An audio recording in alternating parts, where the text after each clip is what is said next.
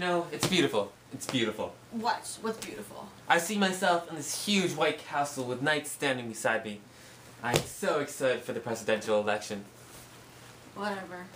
Aren't you excited, Sancho, to be my partner in this campaign and run for vice president?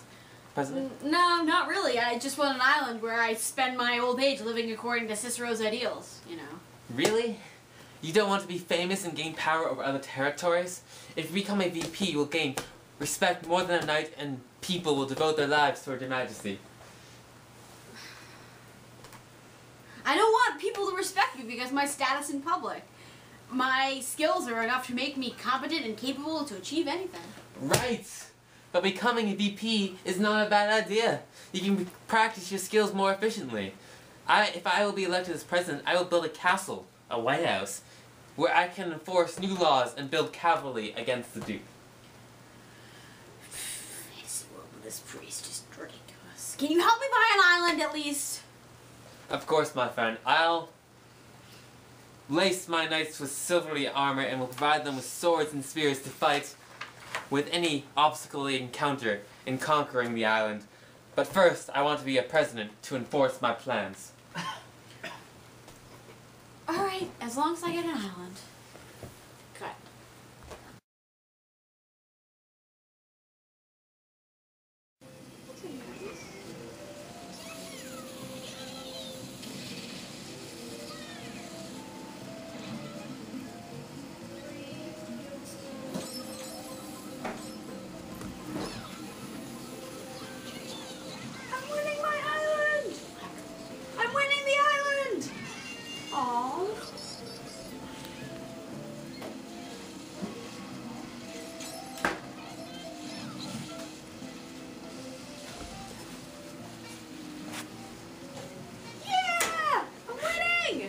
Sancho Panza, I have this great advertisement for our campaign. I told you! I don't want to run for VP. Your fantasy world is making me mad and I don't want to take it anymore.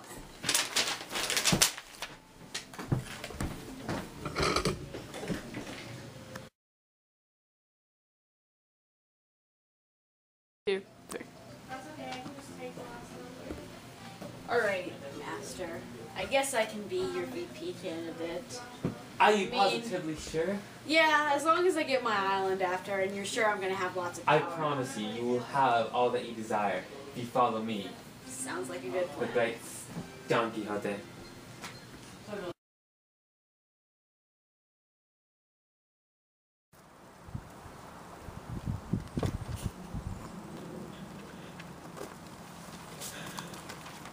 In these challenging times, a new voice is needed to stand up for America. I, Don Quixote, vow to remove sorrow and wrongdoing from the world by running for president. In the way of the great American statesmen who have come before me, I, like them, shall run under the name of Whig. I, like them, shall remove all injustice from the soil of America.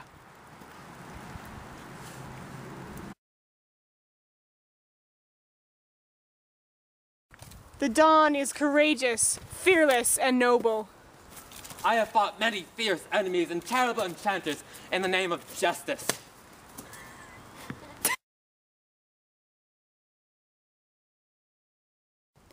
The Don is also a family man. My squire, Sancho, and I serve most valiantly in the name of the great Dulcinea. Our solemn mission is to free her from her enchantments so that she and I may live forever in love. Don Quixote wants your vote as the next, greatest, noblest president of the United States.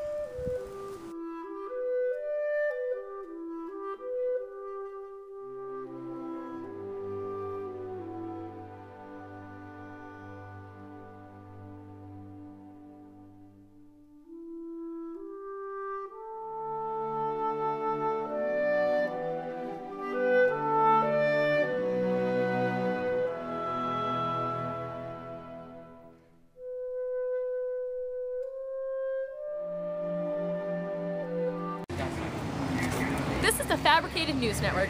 Thank you for joining us today for our segment on the presidential candidate Don Quixote. We have followed him and his running mate Sancho Panza here to this New Hampshire gas station in order to ask him about his stance on the issues. But wait, look, it's It seems as he's about to interact with the local environment. Let's stay out of the way and observe his behavior in a realistic setting. 1. How marvelous! We are lucky to come across this potential booster for our political appearance. Sancho Panza, do you see that man over there pumping gas? I dare to fight the manipulator off, for he is an agent of big oil, a giant that has been corrupting the country's economy and politics for as long as we have been dependent on that vile fuel. I must act, and with our victory we will gain favor of the American voters by saving them $1 billion a year. And I shall do this with the just cause of my crusade against corporate corruption. What agent? Where is this big oil? All I see is an elderly fellow pumping gas into his auto. The monsters are right over there where you look. That agent is feeding big oil with plastic, while other agents might feed it with green paper. And that hideous being, with its hose-like extraction device, will then suck out the soul of America, which the agent has hidden malevolently within the prison tank of his metal horse. They must be stopped. Be cautious, inattentive, sir. Those that you conspire against are elsewhere. This is merely an elderly man pumping gas into his car. The monster you describe is simply the pump, and the hose is the instrument in which the fuel is supplied in the tank. Big Oil is a series of companies. The gas station is only the middleman between the corporations and the people. The people have no quarrel directly with the monster. Clearly, you are blind and inexperienced against such foes. If you are afraid of doing what is our civic duty, then turn around and hope for my utter success. But I will engage with these fiends on my own, and I will have the advantage against them. Do not flee, villains, for I alone advance against you.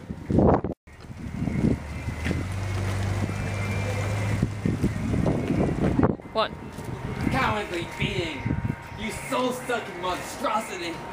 Then your agent flies off like the ends of the earth with the cloud over there. In fear, and your weapon of destruction remains safely tucked away. I didn't need to hit it. You shall pay for the harm you have done to the fine people of this country. Sir. Whoa. Sir, I'm going to your misrepresentation. You should have understood what you were doing, for you were foolishly attacking an inanimate object that simply can't be the monster you claim it to be. Only if your mind was as dead as that contraption would you face. Calm down, dear Sancho. When taking down corruption, one must always prepare the perpetrator to hide at the last minute. Similar to how the agent ran away with America's soul, Big Oil fled to another location, so that I may not claim the victory over it. And this block of metal remains in its place. But one day I shall find him again, at another base of operations. But in that final encounter, I shall finish what I have started. He and his evil shall fall to the justice, and hand slaps shall be served to him. Mark my words, the corruption will end, and the people will be free of his tyranny. Actually, do you mind leaving? Just carry on all my customers. You are an enabler, sir. You have allowed the treachery of Big Oil to invest in this location, and when I tried to rid your establishment of this hold upon society, you attacked me instead. If I had any further evidence, I would consider you an enemy of the public as well, and you would face justice. But for now, my wrath shall subside. For I am a man who believes in the American ideal that everyone is innocent until proven guilty. I shall leave, but if I return and Big Oil resides here again, he shall face the same swift punishment. Let's go, master. Is that the end? I suppose you're limping because of your fall. Perhaps we should call for a ride? You are quite correct. I am in pain. But I will not allow myself to show weakness. Therefore, I will not complain, nor will my pride of blood, nor will I allow my pride to be ruined by taking the easy way out. If I aim to be the President of the United States, I must remain in control and strong, or else I will not be the prime candidate. If that is what you want, sir, then so be it. But know that I will be glad to help if you need me to do it. And you know that I will never hold back from complaining if I were to be harmed, unless, of course, the Vice President has an actual standard to live up to as well. What a sight! I would question Don personally, but I would hate to uncover what corruption he would find in my profession. Anyways, that's all the time we have for this segment of the Fabricated News Network. Tune in next week when we'll talk to Don Quixote about his campaigning around New Hampshire. Presidential candidate Don Quixote has been rumored to be pleading with employers to give healthcare benefits to all employees. While he has no legal power or obligation, To do this, he is taking matters into his own hands. Let's go live to cooperate far. I believe that it is my moral obligation as a knight errant and as a presidential candidate to get employers to give healthcare benefits to all of their employers. Hi, my name is Andrew, and I'm currently an employee here that does not receive healthcare benefits. My employer has told me that my job is not important enough to receive healthcare, even though I continuously do hard labor. I've decided to go straight to the source and speak with the owner of the company, who has decided to remain anonymous. So, sir, why have you decided not to give Andrew health care?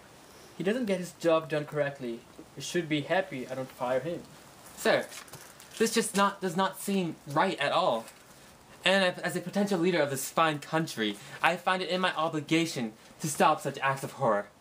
Not giving healthcare benefits is just unacceptable. I will not stand for such a thing. If you promise to give healthcare benefits, I will never disturb you again. Alright, I will give them all benefits. Well, my job here is done. Well, there you have it, folks. Don Quixote at it again.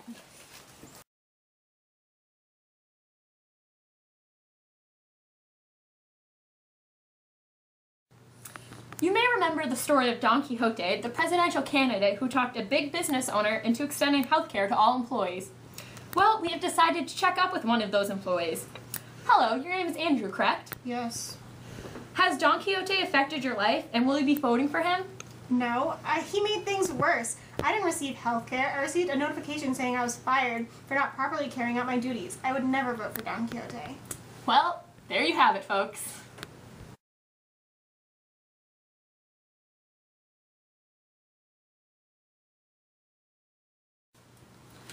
Welcome back to the Fabricated News Network. I'm Dulcinea, and once again we bring you a story about Don Quixote, the Whig candidate in the 2012 presidential election. Earlier today, the Don and his running mate, Sancho Panza, made an appearance at the Red Arrow, a local diner in Manchester, New Hampshire. In New Hampshire, it is a tradition for candidates to visit certain local restaurants, and the Red Arrow is a common stop. We have the Don and Sancho here now to talk about their experiences at the Red Arrow, along with other hot topics of the election. Don, welcome to FNN. Thanks, Dulcinea. It truly is an honor for a knight so noble and renowned as me to make an appearance in such a network, which is usually only for more common folk. But seeing as a lady so beautiful as yourself has asked me, it is assured under the code of chivalry which we knight-errants follow that I must come. If any bland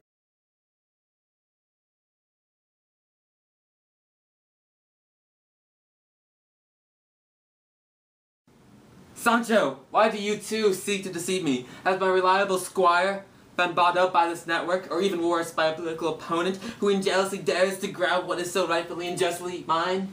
I don't know what you're talking about, but to the best of my knowledge, I am not lying to you about the phone call, and I haven't sold out to any network or opponent.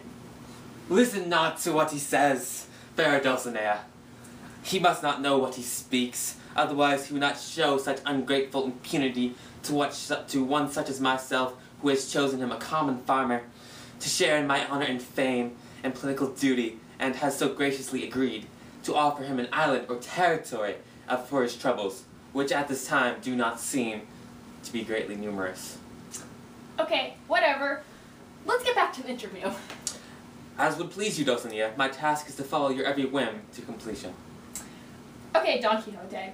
Why don't you start off by telling us about your trip to the Red Arrow On today? this morning, while Sancho and I were on the winding trail that is political campaigning, we had the most wonderful luck as to happen to pass by the Red Arrow, a castle of culinary extravagance with a great hall rivaled only in my experience by the glorious gathering place that King Arthur, king of all knights, built for his knights of the Round Table.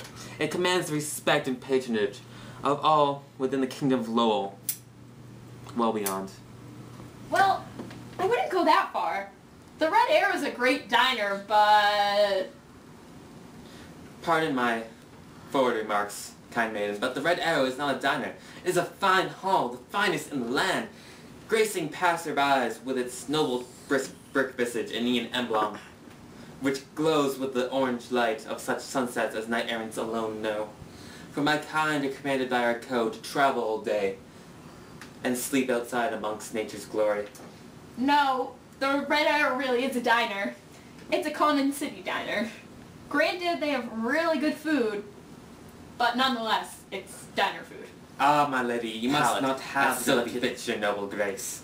The fare of the Red Arrow was not merely diner food. It was layered and rich and made my taste buds dance as fair, pure brides do on their wedding day. And so it must, for the food served to me by graceful and lovely servant maidens was not made by mortal hands, but by the wise enchanters in the kitchen, assisted in their noble work by the nymphs who form God's own heavenly ambrosia. Well, yes, the food is very good and all the people are nice, Don Quixote. But the Red Arrow is no castle with nymphs and glorious halls and ambrosia. Poor Lady Dulcinea! You must be deceived by the very culinary enchanters who wrought such fares satisfied me for the remainder of my stay in the kingdom of Lowell. It seems to me, who knows the rules and ways of knight-errants the best, that such a noble establishment must be reserved for noble appetites alone. And this follows that I, famous Knight of the Lions, formerly known as the Knight of the Rueful Figure, along with Sancho, my loyal and diligent squire, were allowed to behold its glory, with humble gossipers like yourself were obstructed from the glorious honor. Excuse me? I am not a gossiper, I am a reporter. And the Red Arrow is a diner! Sancho, back me up here. Well, it seems not right for me to go against a lady, but although I did not see all the fine and culinary wonders myself, I have learned from my master that often enchanters fool squires to test their loyalty and faith in their masters, and I do not want to go against a story like I did about the phone call. I find it best to go along with the opinions and stories that my master, the great Knight of Lions, formerly the Knight of the Rueful Figure, relates. Ah, this is ridiculous!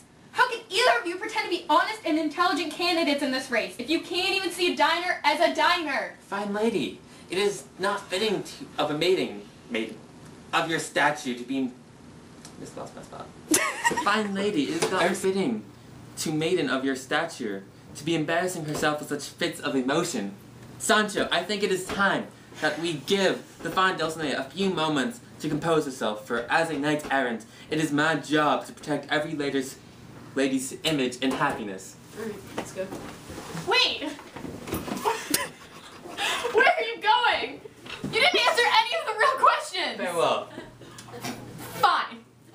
For all who tuned in the thick of the idiocy, that was Don Quixote and his running mate Sancho, the biggest cowards, liars, and idiots in the running this year.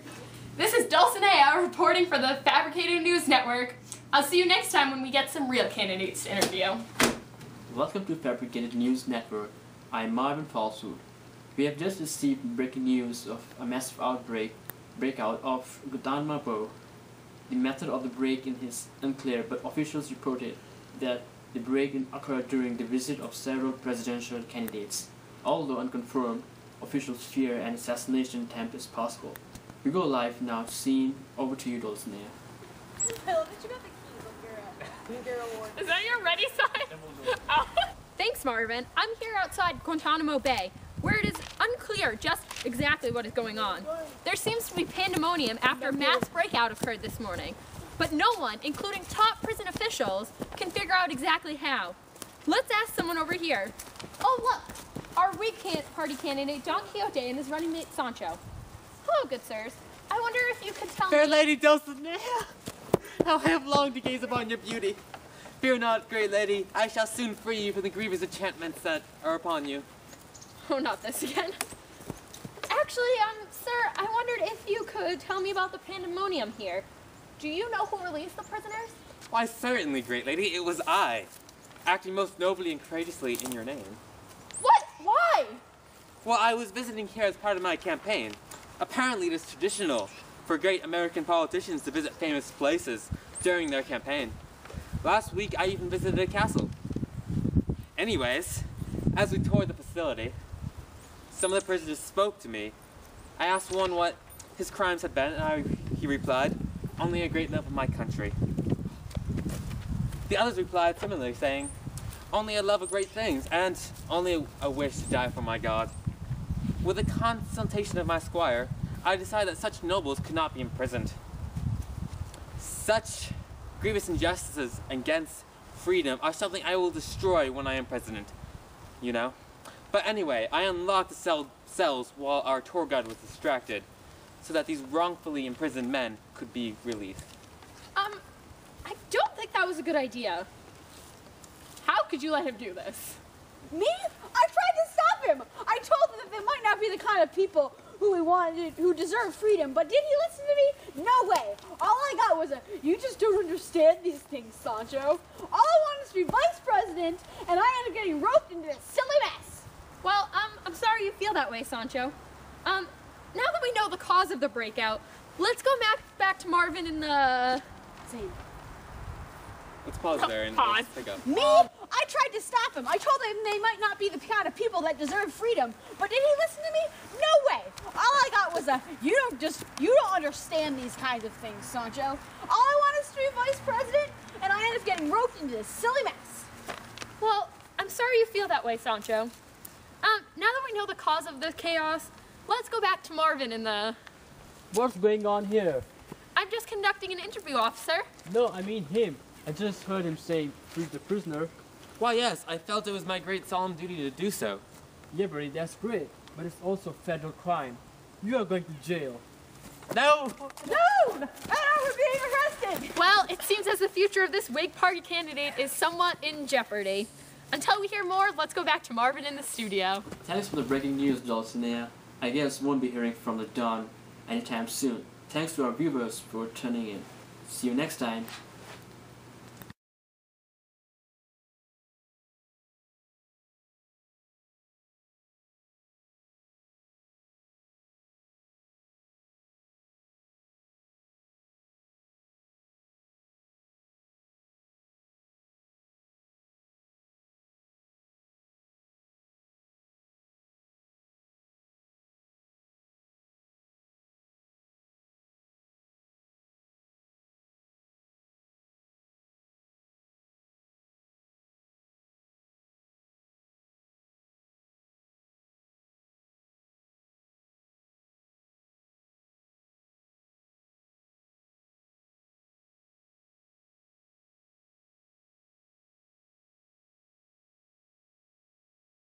The Don is courageous, fearless, and noble. I have fought many fierce and enchanted creatures. In the name of justice! Well, okay, wait.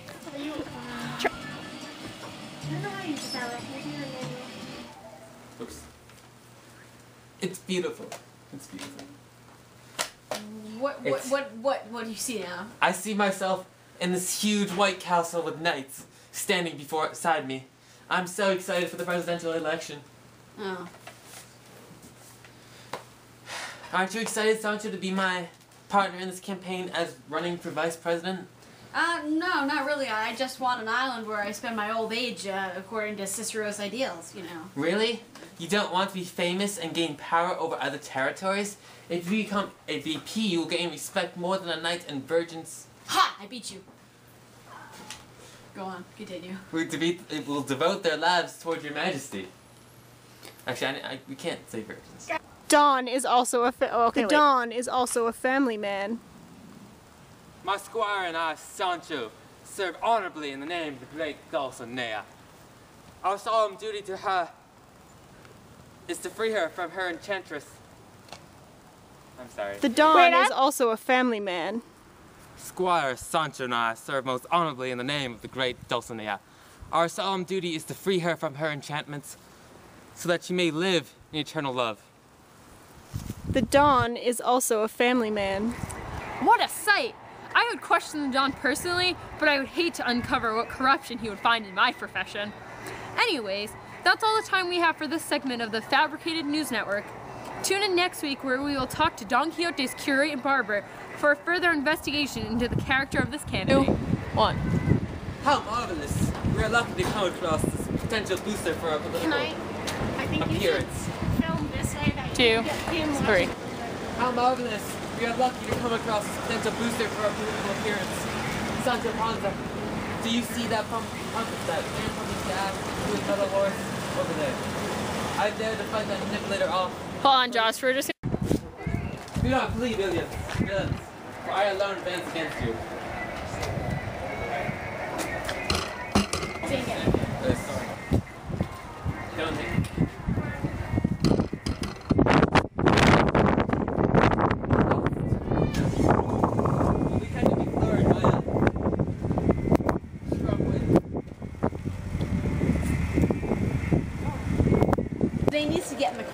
Presidential candidate Don Quixote has been rumored to be pleading with employers to give healthcare benefits to all employees. While he has no legal power or obligation to do this, he is taking matters into his own hands. Let's go live to a corporate farm. Wait. Sorry. We started from Dulcinea. No, we already did that part. Oh yeah, you're right. I'm sorry. Okay. Go. I believe that is my oral. Why have you not given Andrew healthcare? No. You may remember the story of Don Quixote, the presidential candidate who talked a big business owner into extending healthcare to all employees. Well, we have decided to check up with one of the employees. Hello, your name is Andrew, correct? Yes. How has Don Quixote affected your life, and will you be voting for him? His visit made things worse. I didn't receive healthcare. I received a notification saying I was fired. And I was fired. Okay.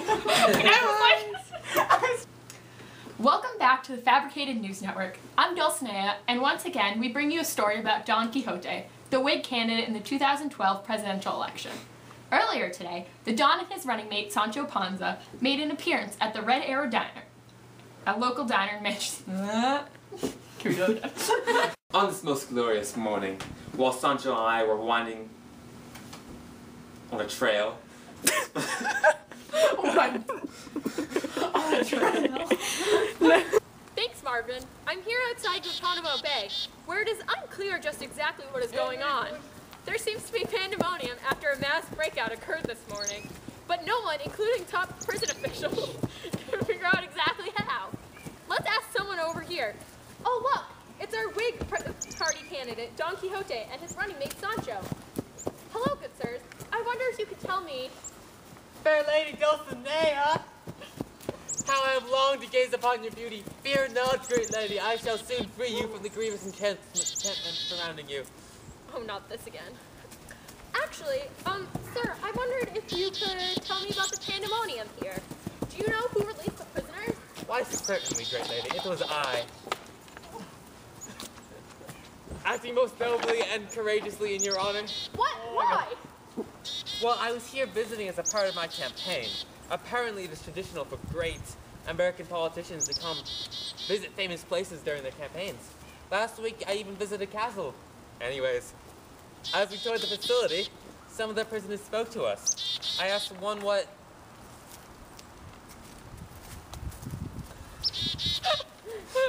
Can we start this over? Yeah, okay, because I was not running all the way out of the shot. I thought this was smaller. Aaron, can you maybe move closer? Yep. Can you move like... It's still recording? Yeah, oh sorry.